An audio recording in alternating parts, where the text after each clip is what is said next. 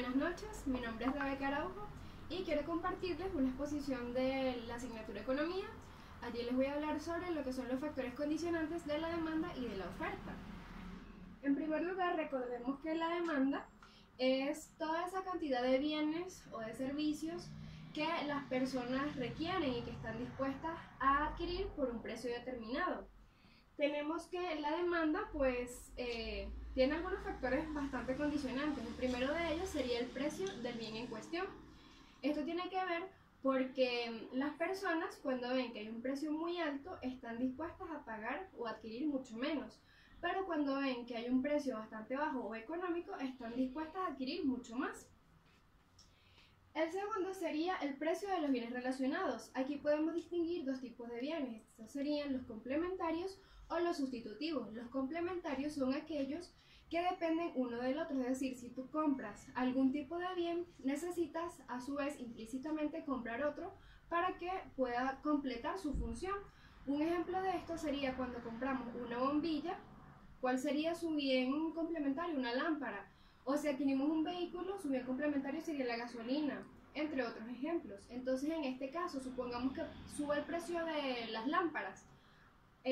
Lo que pasaría aquí es que el precio, al ser tan alto, pues las personas van a adquirir menos lámparas y a su vez esto implicaría que va a haber menos demanda también de la compra de bombillas.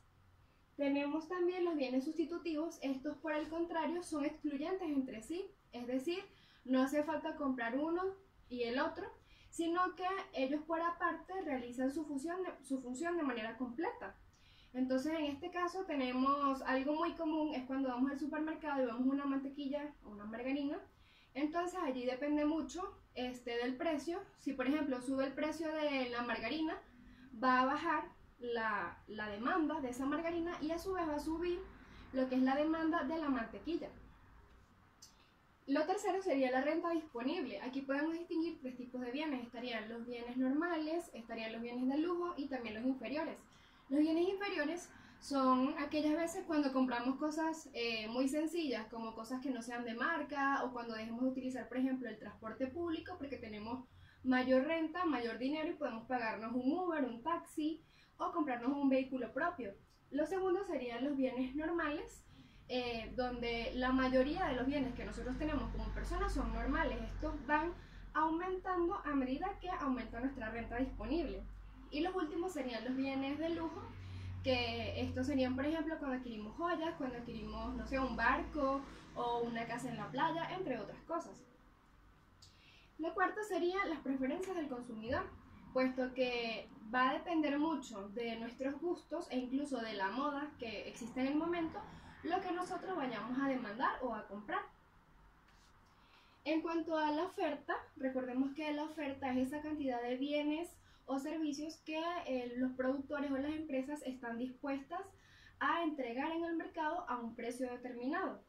En cuanto a sus factores condicionantes, tenemos como primero de ellos el precio del bien que ellos produzcan, puesto que cuando un producto vale mucho, entonces las empresas o los productores van a querer producir bastante para ganar mucho más, mientras que si ese producto tiene un precio muy bajo, muy económico, ellos van más bien a recortar el presupuesto y más bien van a disminuir esa capacidad de ofertar. Tenemos como segundo condicionante lo que son los costos de producción. Aquí tenemos que la parte de los costos de los factores de producción tiene mucho que ver con lo que es la rentabilidad del negocio. Lo que es la capacidad empresarial o el beneficio empresarial siempre se va a medir tomando en cuenta la relación o la diferencia que haya entre los costos totales y las ganancias totales. Si una empresa ve que los costos totales van a subir mucho, entonces van a ofertar menos. Pero si ven que los costos totales disminuyen, entonces van a ofertar más. Y en cuanto a la tecnología, que tiene que ver mucho con los factores de producción, tenemos que cuando una empresa tiene bastante tecnología, pues entonces van a tener mayor capacidad de producir y de ofertar.